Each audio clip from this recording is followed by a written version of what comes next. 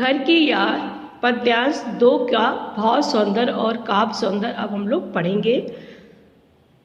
पद्यांश में कवि ने अपनी माँ और अपने पिता के बारे में बताया है कि उनकी माँ का स्वभाव कैसा था, वो कितना पढ़ी लिखी थी। कवि ने अपनी माँ को बिना पढ़ी लिखी बताया कि उनकी माँ पढ़ी लिखी नहीं थी।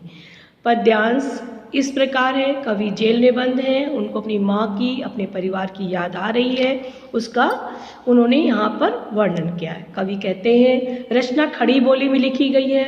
कवि कहते हैं, और माँ बिन पढ़ी लिखी बिन पढ़ी मेरी, कवि कहते हैं मेरी माँ बिना पढ़ी है, दुख में वह गढ़ी मेरी, वो मेरे दुख में बहुत ज़्यादा दुखी है। माँ की जिसकी गोद में सिर रख लिया तो दुख वहाँ दुख नहीं फिर। कवि कहते हैं माँ इतनी दयालु है, इतनी स्नेहिल है, स्नेह से भरी हुई है, इतनी ममतामयी है कि जब कोई भी दुख होता है माँ की गोद में सिर रख लेते हैं तो दुख दूर हो जाता है। उसका कोई अंत मतलब दुख का कोई इतना दुख दूर हो जाता है कि अब इसमें कोई दुख रहता ही नहीं है, दुख का अंत हो जाता है। कवि कहते हैं माँ की जिसकी स्नेह धारा का यहाँ तक भी पसारा। कवि कहते हैं माँ ने इतना प्यार किया है, इतना स्नेह दिया है कि माँ की स्नेह धारा जो है उसको जेल में है, लेकिन माँ का स्नेह की लगता है स्नेह की छाँव उसको आज वो यहाँ जेल में भी मिल रही है। माँ का प्यार उसे मिल रहा है, माँ के प्यार से वो वंचित नहीं है।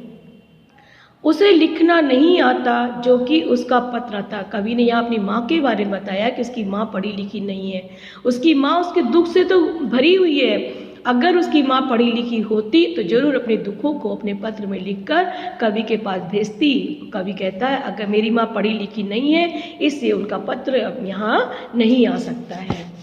अब कवि अपने पिता के बारे में कहते हैं, पिताजी जिनको बुढ़ापा एक क्षण भी न आया न व्यापा। पिताजी बूढ़े हो गए हैं परंतु बुढ़ापा उनके ऊपर हावी नहीं हुआ है, बुढ़ापे को उन्होंने स्वीकार नहीं किया है।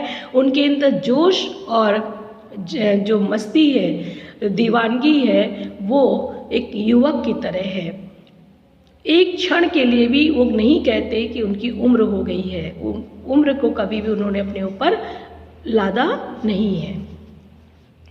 जो अभी भी दौड़ जाए, जो अभी भी खिलखिलाए, मौत के आगे ना हिचके, शेर के आगे ना बिचके।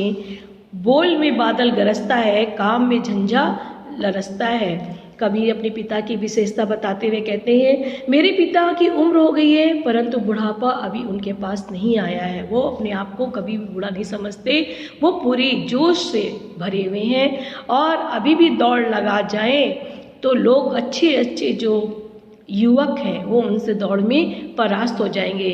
वो जो अभी भी खिलखिलाएं, अगर वो खिलखिला कर हंस दे तो अच्छा व्यक्ति भी उनके समान हंस नहीं सकता, उसके अंदर इतनी ताकत नहीं है। मौत के आगे ना हिचके, अगर उनके सामने मौत आ जाए तब भी मौत को देख के वो पीछे हटने वाले नहीं है, मौत से भी वो टक्कर ले लेते हैं।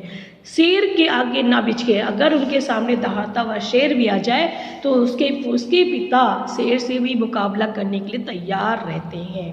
कवि कहते हैं बोल में बादल गरजता है, उसके पिता की वाणी में इतना उत्साह है, इतना जोश है, इतना आवेश है कि लगता है कि बादल गरज रहा है। इतनी उनकी वाणी में तेजस्विता है, तेजस्विता उनकी वाणी में भरी हुई है।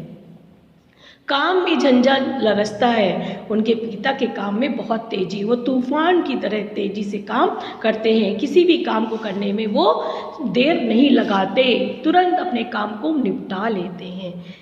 प्रस्तुत पद्यांश में कवि ने अपनी माता और पिता की विशेषता को बताया है।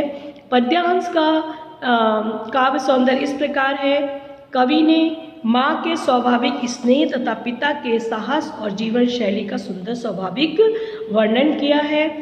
माँ की गोद में सिर रखने से चाक्षुष बिंब साकार होता है। बच्चा जब किसी भी परेशानी में होता है तो वो माँ की गोद में ही उसकी ममता की छाँव का वो अनुभव करता है, अपने सारे दुखों को भूल जाता है।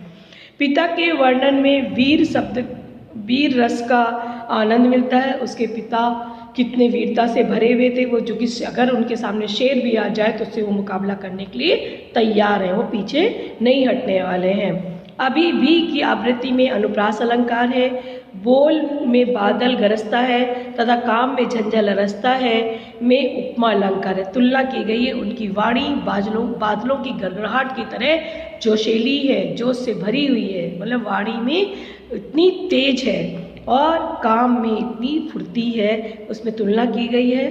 तो ये उपमा अलंकार है। खड़ी बोली की रचना है, भाषा सहज और सरल है।